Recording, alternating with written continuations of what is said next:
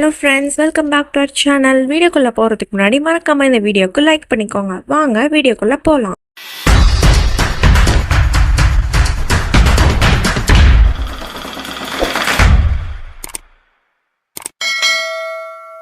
பிரக்யா சாமி கிட்ட வேண்டிட்டு இருப்பா இல்லையா, இந்த மாதிரி அவள் வாழ்க்கையில இன்னும் எவ்வளோ பிரச்சனைகளாக வரப்போகுது அப்படின்னு சொல்லிட்டு. அப்போ டக்குன்னு இந்த சைடு ஏதோ கண்ணாடி உடஞ்ச மாதிரி சவுண்டு கேட்குது. பிரக்யா அந்த சவுண்டு கேட்டு ஒரு மாதிரி ரொம்ப பதட்டமாகி என்னதுன்னு போய் பார்க்குறா. பார்த்தா அந்த ஜன்னல்ல இருந்து கண்ணாடி உடஞ்சி கீழே விழுந்திருக்கும் போல. அதை பார்த்து அவளுக்கு ரொம்ப பதட்டமாகுது. அதாவது வேர்க்கெல்லாம் ஆரம்பிச்சிருது. அவளும் சுற்றி முற்றி பார்க்குறா.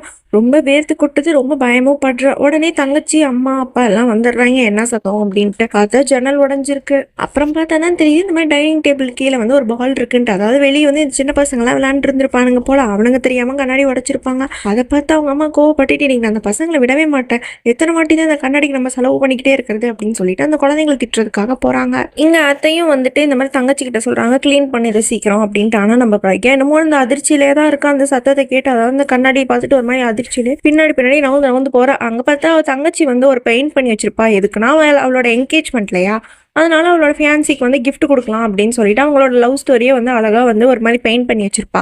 அவ பிரக்யா பதட்டத்திலே இருக்கா இல்லையா, அப்படியே பின்னாடி போகும்போது அவ ஒரு ஃபிளாஷ்பேக்கை நினைச்சிட்டே போறா. அதாவது இதே மாதிரி ஒரு இன்சிடென்ட் அவளுக்கு முன்னாடியே நடந்த மாதிரி நினைச்சுக்கிட்டே போறா. பின்னாடியே போகும்போது அந்த டேபிள்ல அவ கால் பட்டு அவ தங்கச்சி பண்ண பெயிண்டிங் கீழே உடஞ்சிருது. அதை பார்த்த உடனே தங்கச்சி பயங்கரமா ஒப்பாரி வைக்கிறா. இதை நான் என்னோட ஃபியான்சிக்காக பண்ணேன், ரொம்ப ஆசையா பண்ணேன், எங்க லவ் மொத்தத்தையும் இதுல நான் வெளிப்படுத்தணும்னு சொல்றதுக்காக இந்த பெயிண்டிங் பண்ண, நீங்க இப்படி உடச்சிட்டீங்களேக்கா அப்படின்ற மாதிரி தங்கச்சி சோகமா இருக்கா. இங்க அபி வீட்டை தான் காட்டுறாங்க. அபி அவங்க அப்பா கிட்ட உட்காந்து பேசிக்கிட்டு இருக்கா. இங்க அவங்க அத்தையும் அபியோட அம்மாவும் பேசிட்டு இருக்காங்க.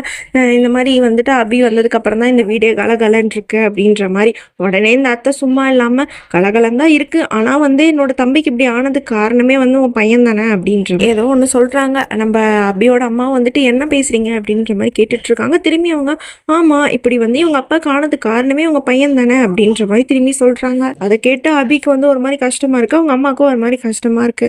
உடனே அவங்க அப்பா கேட்குறாரு, எனக்கு என்ன ஆச்சு, எதனால, என்ன பத்தி பேசுறீங்க அப்படின்ற மாதிரி அவர் கேட்டுட்டு இருக்காரு. ஏன்னா அவர் ஒரு அல்சைமர் பேஷண்ட் இல்லையா. உடனே அபியோட அம்மா தான் சமாளிக்கிறாங்க. ஒன்றும் இல்லை, இன்னைக்கு நமக்கு 40வது வெட்டிங் டே இல்லையா, அதனால அபி இந்த மாதிரி நம்மளை கல்யாண பொண்ணு கோலத்துல பார்க்கணும் அப்படின்ற மாதிரி ஆசைப்படுறான் அப்படின்ற மாதிரி சொல்லிட்டு இருக்கான். அவங்க அப்பாவும் அப்படியா, ஆமா நீ கல்யாண கோலத்துல ரொம்ப அழகா இருப்ப அப்படின்ற மாதிரி சொல்லிட்டு, உடனே நீங்க கல்யாண பொண்ணுன்னா அப்ப மாப்பிள்ளை யாரு, எங்க இருக்காங்க உங்க ஹஸ்பண்ட் அப்படின்ற மாதிரி கேட்கறாரு. அதாவது அவங்க தான் அவங்க ஹஸ்பண்ட்ன்றதே மறந்து போயிடுச்சு அவருக்கு.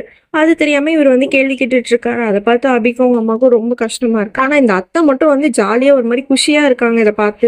இங்க பிரக்யா அவன் தங்கச்சி சமாதானப்படுத்திட்டு இருக்கா. ஏன்னா அவளோட பெயிண்டிங் இவ உடைச்சிட்டா இல்லையா, அதனால சமாதானப்படுத்திட்டு இருக்கா.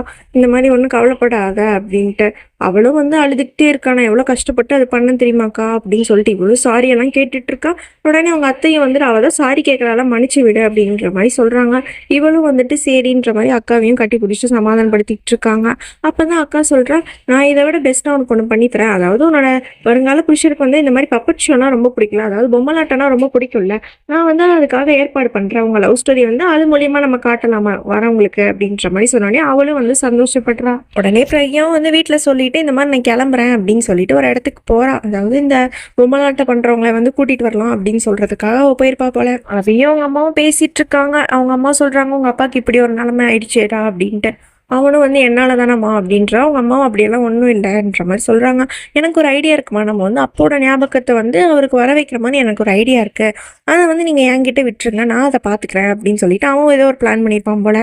பிரக்யாவும் அந்த இடத்துக்கு ரீச் ஆயிருப்பா. லிஃப்ட்ல போலான்னு பாக்குறா, லிஃப்ட் வேலை செய்யாது அப்படின்னு சொல்றாங்க. சரி, அங்க பக்கத்துல ஒரு கடை இருக்கா, அதுல ஏதாவது பார்க்கலாம் அப்படின்னு சொல்லி பார்த்துட்டு இருக்கா. அதே இடத்துக்கு தான் நம்ம அபியும் வந்திருப்பான் போல. அவன் அவனோட பிஏவோட வந்திருப்பான் போல. இந்த மாதிரி பேசிட்டு இருக்காங்க. டக்குன்னு பிரக்யாவுக்கு இந்த வாய்ஸ் எங்கேயோ கேட்டிருக்கோமே அப்படின்னு சொல்லி திரும்பி பார்க்கறான். அங்க அபியோட பேஸ் தெரியல, அவனோட பேக் மட்டும் தெரியுது. அதை பார்த்துட்டு ஓகே யாரோ இருப்பாங்கன்னு சொல்லிட்டு அவளும் கண்டுக்காம விட்டுறான். ஆக்சுவலி அபியும் பொம்மலாட்டம் பண்றதுக்கு ஆளை கூட்டிட்டு போலாம் தான் வந்திருப்பா. அதை இவ விட்டு கேட்டிருப்பா அவங்க அதை பேசிட்டு இருக்கிறத. உடனே பிரக்யாவும் அவங்க போறதுக்கு முன்னாடி நாம போய் புக்கிங் பண்ணிடணும் அப்படின்னு சொல்லிட்டு இவ வேகமா ஸ்டெப்ஸ் ஏறிட்டு இருக்கா. பின்னாடியும் அபியும் ஏறிட்டு இருக்கான். அவ ஏறதை பார்த்து அபியும் இவங்களை நான் எங்கேயும் பார்த்த மாதிரியே இருக்கே அப்படின்னு சொல்லிட்டு அவனும் வேகமா ஏறிட்டு இருக்கான். ஒரு வழியா பிரக்யா 4th ஃப்ளோர் இந்த மாதிரி அந்த இடத்துக்கும் போய் ரீச் ஆயிடுறாங்க. வரத்துக்குள்ள எப்படியாவது புக்கிங் பண்ணிடணும்னு சொல்லி சொல்லிட்டு பிள்ளையும் வந்துட்டு இன்னைக்கு நீங்கள் ஃப்ரீயாக இருக்கீங்களா அப்படின்னு சொல்லிட்டு அந்த பொம்மலாட்டம் பண்ணுற ஒரு பேர் சுந்தர் போல அவங்ககிட்ட கேட்டுட்ருக்கேன். இன்னைக்கு நீங்கள் ஃப்ரீ தானே?